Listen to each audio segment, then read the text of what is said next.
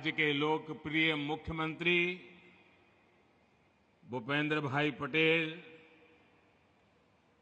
केंद्रीय मंत्रिमंडल के मेरे सहयोगी सीआर पाटिल, देश के अलग अलग भागों से इस कार्यक्रम में जुड़े हुए सभी राज्यपाल महोदय,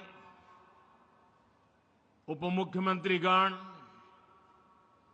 सांसदगण, विधायकगण, अन्य जनप्रतिनिधि और विशाल संख्या में यहां आए हुए मेरे प्यारे भाइयों और बहनों, केम छो बधा? एकदम मजाમાં? વાહ! તમારા બધાની ક્ષમા માંગીને મારે આજે ભાષણ હિન્દીમાં કરવું છે, કારણ કે બીજા રાજ્યના પણ બધા સાથીઓ આ કાર્યક્રમમાં મોટી સંખ્યામાં જોડાયેલા છે અને આપણે ગુજરાતમાં તો હિન્દી ચાલે કા? ચાલે ને? साथियों, उत्सव के इस माहौल में एक पीड़ा भी है। इस वर्ष गुजरात के अनेक इलाकों में एक साथ अतिवृष्टि हुई है। पहली बार इतिहास में इतने व्यापक स्तर से इतने कम समय में इतनी तेज बारिश हमने देखी है। इक्का दुक्का जगहों में नहीं, बल्कि गुजरात के कोने कोने में ये स्थिति पैदा हुई और इसके कारण हमने अनेक स्वजनों को खोया है, जान माल की भी बहुत हानि हुई है। केंद्र और राज्य सरकार प्रभावितों को हर संभव राहत देने के लिए काम कर रही है। जिन साथियों का उपचार चल रहा है, मैं उनके जल्द स्वस्थ होने की कामना करता हूं। साथियों, तीसरी बार प्रधानमंत्री के रूप में शपथ लेने के बाद मैं पहली बार आज गुजरात आया हूं। आप सभी के बीच आया हूं। गुजरात मेरी जन्मभूमि है। गुजरात ने मुझे जीवन की हर सीख दी है।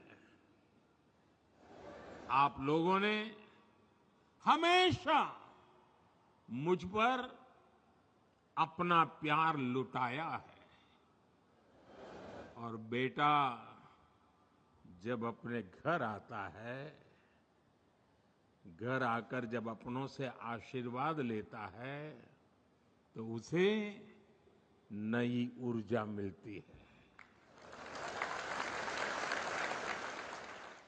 उसका उत्साह, उसका जोश और बढ़ जाता है और इतनी बड़ी तादाद में आप आशीर्वाद देने आए, ये मेरा बहुत बड़ा सौभाग्य है। साथियों, मुझे गुजरात के आप सभी लोगों की अपेक्षा का भी एहसास है। बार बार मुझे अलग अलग कॉर्नर से मैसेज भी आया करते थे। आप चाहते थे कि तीसरी बार शपथ लेने के बाद मैं जल्द से जल्द आपके बीच आऊं।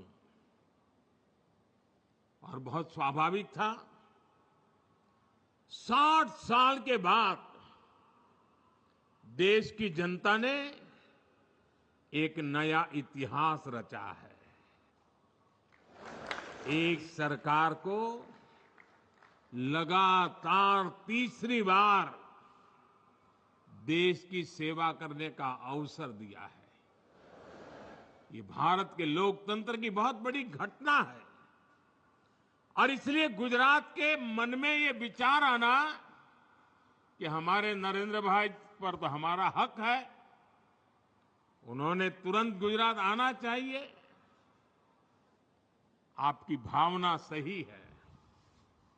लेकिन राष्ट्र प्रथम का संकल्प दिलाकर आप ही लोगों ने मुझे दिल्ली भेजा है।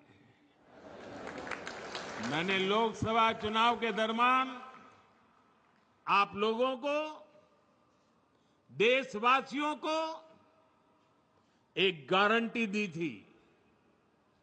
मैंने कहा था कि तीसरे टर्म के पहले 100 दिन देश के लिए अभूतपूर्व फैसले लिए जाएंगे।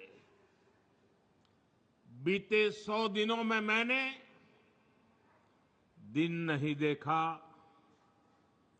रात नहीं देखा। 100 दिन के एजेंडे को पूरा करने के लिए पूरी ताकत झोंक दी। देश हो या विदेश, जहां भी जो भी प्रयास करने थे वो किए,